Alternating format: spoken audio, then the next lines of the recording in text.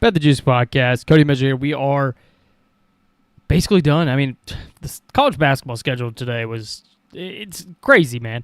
Like, it is Sunday and the last game was on at 4 o'clock. Last game started at 4 o'clock.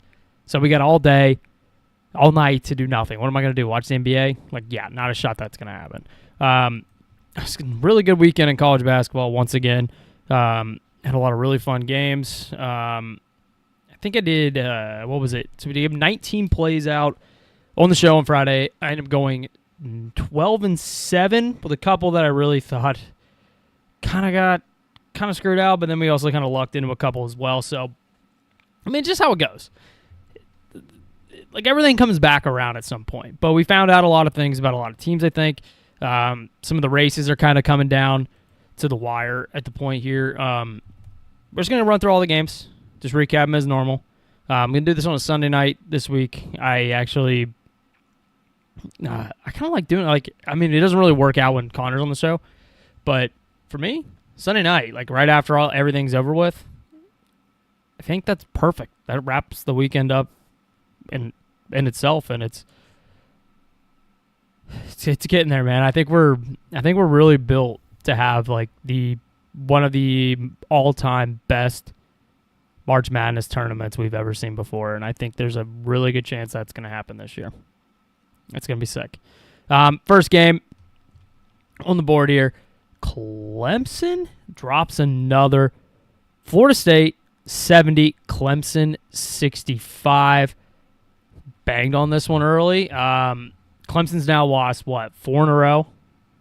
Which is crazy, man. I thought they were one of the teams that, Brad Burnell kind of overachieved and was one of the real surprises to start this year off. And now it's kind of just, they're kind of coming back down to earth, man. They're like right on the bubble.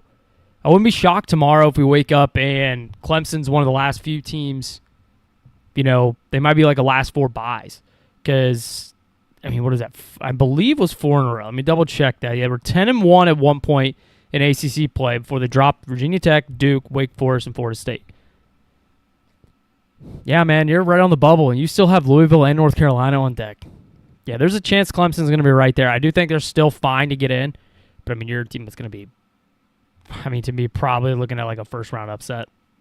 Like 100%, I think they get upset in the first round. Depending on what seed they are, obviously. They might be a 10 seed. They're not being the 7 seed.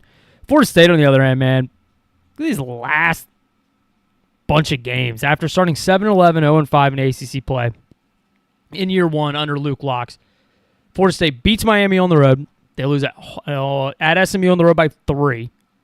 Then they beat Cal at home, beat Stanford at home, win at Notre Dame. Then they lose at home to Virginia by 3.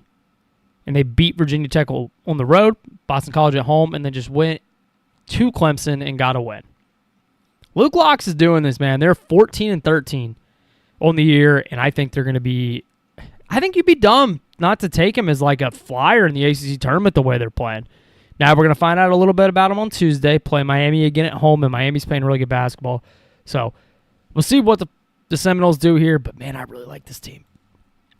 Wake Forest, Virginia Tech. Tech takes care of business, 82-63. This was kind of like the sharp play that never really came through for everybody. I know a ton of people liked Wake Forest this weekend. We were on the fence. I think on the show, we ended up taking Virginia Tech because we do like Virginia Tech. Wake's done. Forbes is done. Virginia Tech, you're still in the bubble, but you're kind of playing yourself back into having a real chance here. For them too. Is it possible that...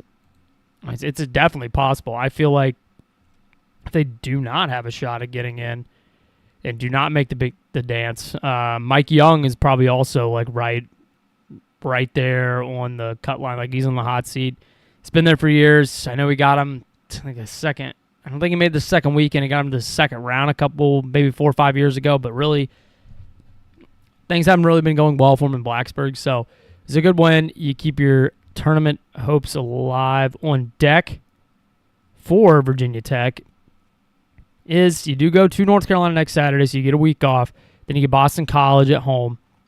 And then you have a big one at Virginia. Virginia's looking for revenge after that first game.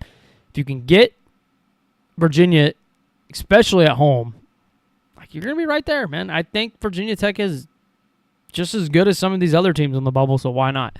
They dropped a couple they shouldn't have, but, I mean, you win the ones in front of you, man, you still got a chance here. That Carolina one's going to be tough on Saturday.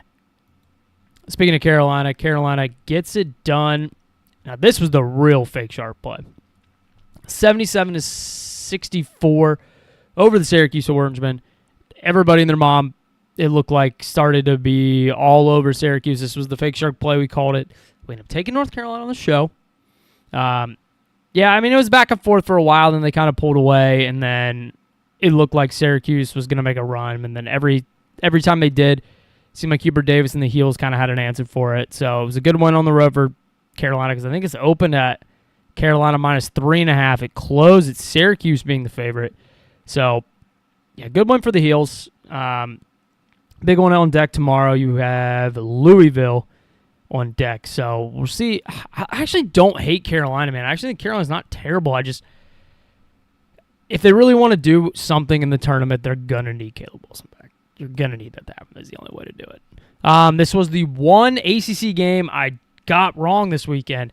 Virginia, 86, Miami, 83. The Hoos survive, but they do not cover the 7.5 number. This ended up dropping to 7.5. Yeah, more than anything, I texted Connor about this. Like, when they were going back and forth, because it looked like Miami and Virginia were just like, it was a slugfest. Each team was shooting threes like crazy. They both couldn't miss. I was like, dude, win or lose this game, Miami's legit. Like, Jai Lucas has done a fantastic job in year one. 21-6, 10-4 in the ACC. Like, yeah, I think when you give him a couple years where he's be able to get some more players in, get his own recruiting classes, it looks like he's already really going to do a good job in the portal. He's like, Miami's got no shortage of money by any means. You bring some of these, you get some better guys in here that fit his system. Like, this is only year one. Like, I think Miami's going to be a force in the ACC for a long time as long as they got Jai Lucas there. That dude can coach. His in-game adjustments are really well. I just really like the guy. But then we also need to give flowers to what Coach Odom has done with Virginia after Virginia's just been terrible for the last couple years. 24-3, 12-2 in the ACC play. They're going to get kind of shit on, it looks like, with the seeding in the NCAA tournament, but, like, this is a team I think that could, like, make the Final Four. Like, why not? I said that to somebody that I actually, like, trust when it comes to, you know, like, their basketball opinion.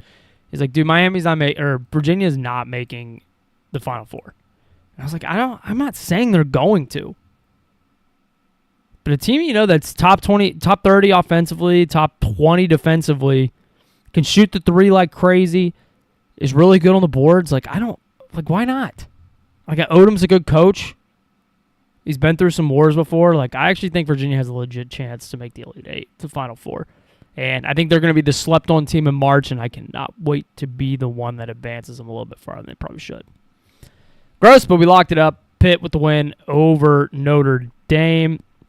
Was final here, 73-68. Easy money here.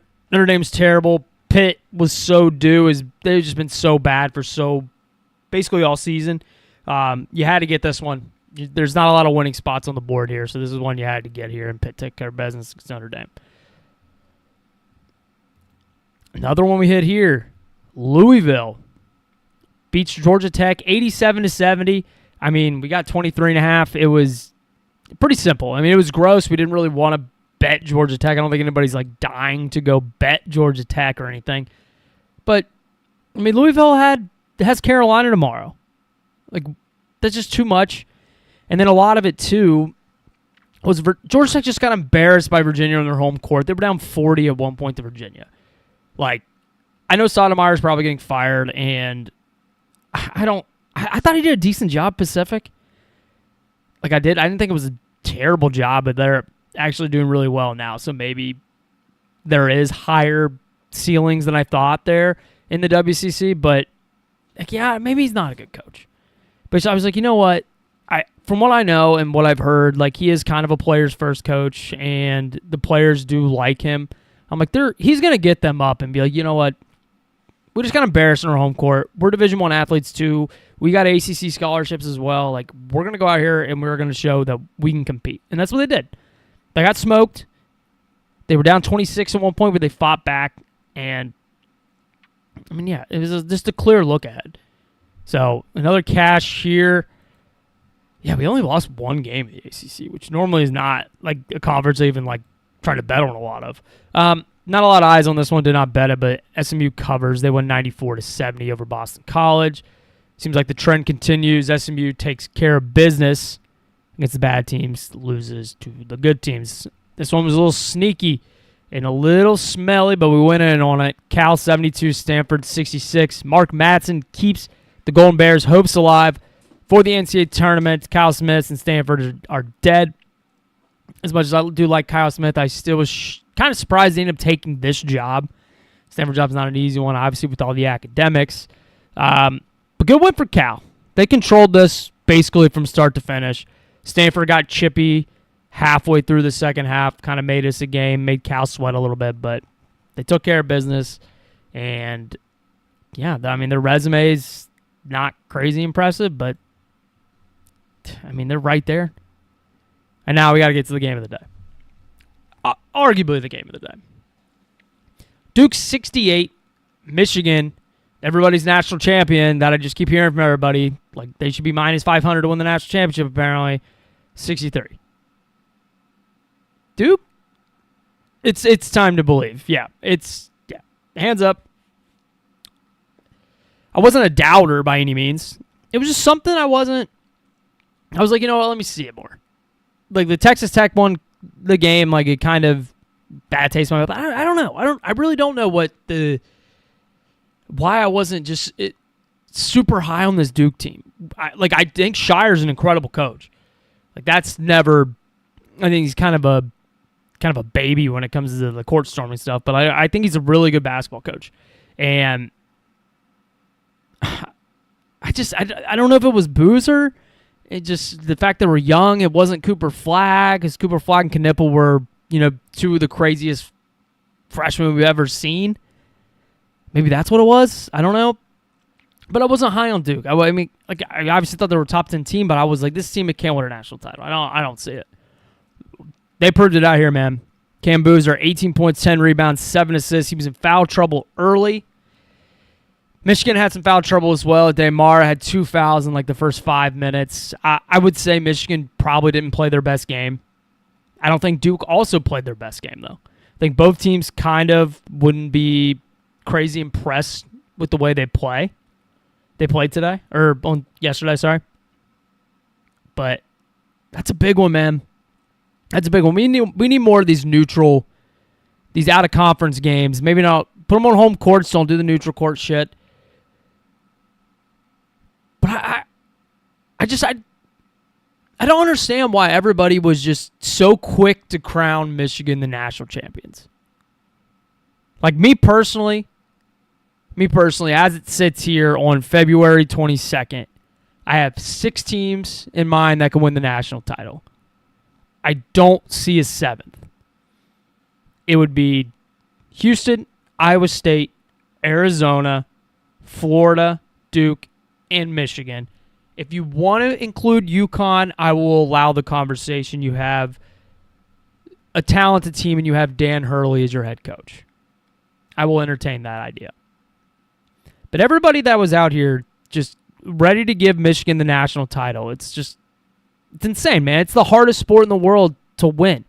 You have to win 6 games and to get or 6 games to win the national title. You got to win 4 to get to the Final Four. Of those 6 teams that I mentioned, I'm sorry, I don't have Michigan in the top 3. I don't, because I love the roster. Outside of a couple things, you have the bigs. You got the big wing. You got the NBA player with the Axel Lindenberg. Damar will play in the NBA as well. But what wins in March and in these games and crunch time and stuff like that? You need a scoring guard. You need a point guard that can go get you a bucket. And Elliot Cadeau is not that guy. He's just not that guy. I don't I don't care that Michigan is beating up on bad Big Ten teams. And yes, they're going to get a lot of teams in the field. Good luck with that, man. We've seen this. This has been going on my entire life. Everybody sucks off the Big Ten, and then once the NCAA tournament comes around, they get the shit kicked out of them because they go up against actual athletes. It's just how the sport is, man. Dude, I would say like the bottom. Like if you look at the Big Ten standings, pull up the Big Ten standings right now. Yeah, it's gonna be like a soapbox thing for me a little bit. Illinois 13-4 in the Big, or currently in conference. They're 13-4 in the Big Ten. That's probably, I would say, what, 10-7 in the Big 12. Purdue's 12-4. That's 9-8 in the Big, or 12-4. That's math. Math's not my strong suit. 10-6. Like, dude, you're not beating these teams in like real teams. Like Nebraska is your fourth place team. Good fucking luck. There's 6 fucking teams in the Big 12 that are better. There's a bunch of teams in the SEC that are better. Michigan can 100% win a national title, but I would not put them ahead of Iowa State. I would not put them ahead of Houston. I would not put them ahead of Arizona. I would not put them ahead of Florida. And I would not put them ahead of Duke. Like, they're in the conversation, but to have them as the favorite, it is what it is. It's Vegas' opinion. I don't foresee that opinion. I really do not think they win the national title. I would take the field in a heartbeat. It's the people that are like, oh, just give it to them. It's like, no. Like, no. Like, it's crazy, man. It's fucking crazy. So I was glad to see Duke fucking put them in their place. And that, yeah, they were like, oh, I heard people on Twitter like, well, it would be really good, if, their big man wasn't in foul trouble. Like, Cam Boozer, the best player in the country, was in foul trouble half the game. And he was fine. Like, get the fuck out of here. And just because I don't have you, like, I wouldn't say you're like one of the 5 best teams. Like, I don't think they really are right now. Like, doesn't mean you can't win it all still. I just prefer Houston, Arizona, Iowa State, Duke, and Florida. It's just kind of how it is, man. So, great win for Duke. Tired of the Big Ten and these Michigan fans being on my ass. It's good to see him put into place. Let's get to a real conference with some real basketball teams now for the Big 12. It's kind of like, well, maybe I should have held that statement for a second there because Kansas loses to Cincinnati at home as 11-point favorites. We took the points, but since on the show, we didn't bet it. Cincinnati wins by 16 at Fall Gallon. I want to go on my rant about Darren Peterson, I really do, but I'm done talking about it. I don't care anymore. I don't. If I was Bill Self, I would tell him kick rocks, go to the league. I'm done with you, man. What's the point? What's the point of playing every other time? Kansas beat the number 1 team in the country, Arizona, who I probably would say is the best team in the country. We'll see in March with Tommy Lloyd, but without him, man, we don't need you. Now, no, I don't think Kansas can win the national title without Darren Peterson. I don't. But this on the court and then off the court stuff isn't also like, I'm going to play, and then, no, I can't play. I'm going to play this game. Like, and I can't play. It's just not going to work. I would tell the kid, kick rocks, go to the NBA. You're going to be a great player, but we're good here. We're good. And I really do think this is going to change a lot of the ways that college coaches go about actively recruiting some of these star freshmen, especially with maybe, I don't know. It might not. I feel like it should. This could just be a one-off. I'm done talking about it. Kansas got a big one tomorrow against Houston at home. I really don't know what I'm going to do there yet, but really good win for Cincinnati. Wes Miller is doing the Undertaker right now. He is rising from the dead, finding a way to save his job. Cincinnati's like firmly on the bubble now. Like, Cincinnati's got dudes, man. Like, they can make the tournament. As crazy as it sounds, their schedule isn't fucking crazy. So you're 15-12 right now.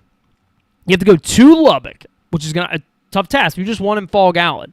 And Texas Tech obviously doesn't have JT Toppin anymore. Then you're home against Oklahoma State, home against BYU. I think you win both of those. And can you go to TCU and get a win there? You win those last 4 games, you're 19-12, you're dancing, Wes Miller, and you're saving your job, which would be a 180, man, because I was so freaking high on Wes Miller when he got this job, and I buried him when they were in the tough part of the season, and now I'm like starting to finally come out of it. Like, dude, Wes, save my take. You have the chance to save my take for me. And I really hope they do it. Great win for Cincinnati. I love to see another Big 12 team on the bubble get a shot, because the fact that we're only going to get 8 teams in is a fucking joke. All right, then we ate shit on this one. Kansas State got blitzed by Texas Tech. Now, score's a little deceiving. It was 172. They won by 28. This was a 20-point loss, but it was the one-game bump, and even without not having a lot of depth, it was all fine. They were banging all the threes. Christian Anderson was unbelievable. Kansas State's just a dead team walking. They already had they used their one-game bump.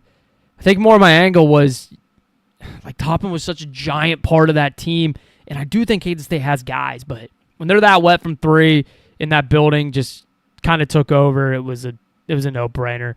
It still sucks, the fact that we're not going to have JT Toppin for the rest of the year with a team that I really do think could have won the national title with Texas Tech.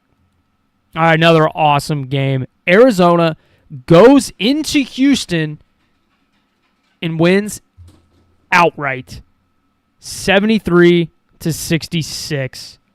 Wow. That's the best win of the season. Say what you want. Duke's win is admission or neutral. I would probably put it second. I think it's the best one of the season. Arizona goes into Houston. Houston does not lose at home. And Arizona, I have to eat crow here because I question their toughness after they played that Texas Tech game. I thought Texas Tech bullied them around. Was too physical on the glass. The guards were physical. Burry struggled in that game. Well, dude, they went out and they fucking out-physicaled the most physical team in the sport in the Houston Cougars and Kelvin Sampson. What a fucking win. Now, they jumped Houston early. And I think they got up it was 11-2 to start the game. Houston weathered the storm. They go into halftime. Arizona's up like 6. This is just off the top of my dome. Second half rolls around. Houston gets all the way back, takes the lead. And I'm like, okay, this is over. The Houston crowd, Kelvin Sampson, veteran team, best team in the country. At the time, I thought, because I think they got dethroned now. I think it's back to Arizona. And they made all the key plays down the stretch. And then for Houston, guys like Sharp missed couple big free throws. Tugler missed some free throws. Arizona made the plays down the stretch that Houston couldn't and pulled away. What a fucking win, man. This Arizona team. And you know what's the crazy thing is? They took Krivas off the court and they went small. They can beat you in a couple different ways. And now the three-point shooting I still think is eventually going to matter, but they made them in this game. Arizona's really good, man. Tommy Lloyd in March could potentially still be a thing. We'll see once the tournament actually rolls around. But yeah, man, that's a big win. And for Houston, man, that's 2 losses in a row, and you're going to Fog Allen tomorrow. Oh, that's a tough one. That is one of the hardest games I've ever seen, with just maybe not from a matchup and stylistic standpoint, but just from the narrative part of it. Like, how do I handicap this?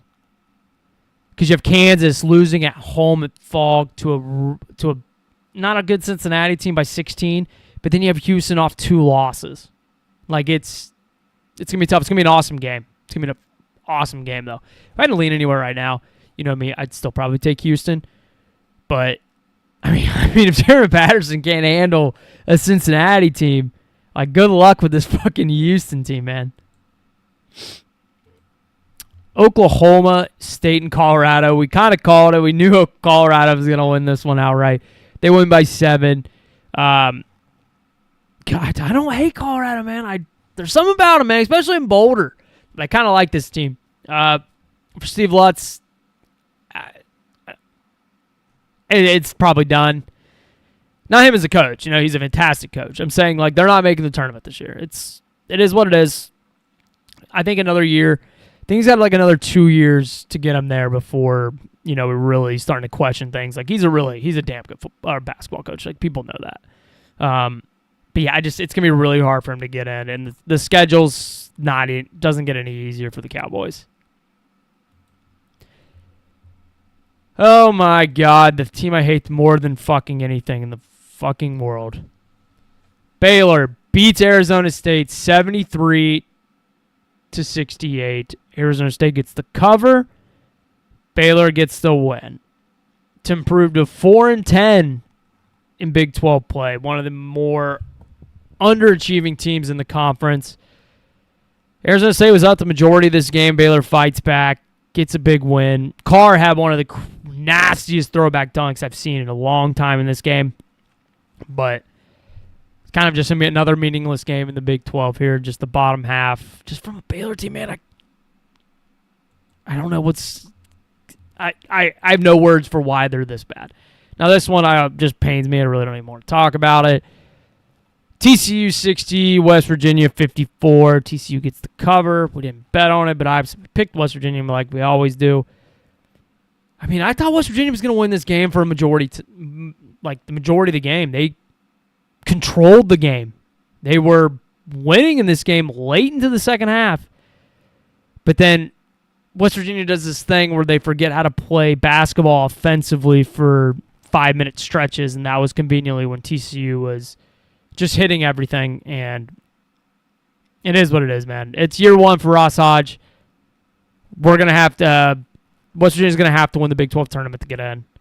Like, I don't see another way. Like, even if they win their last 4, which I don't, at this point, I just don't see it happening, even winning those games. But even if they did, it's probably a wrap. It is what it is. I think Hodge is a good coach. I think we're on the right path, but it's not it, man. We'll wait for we got Sadler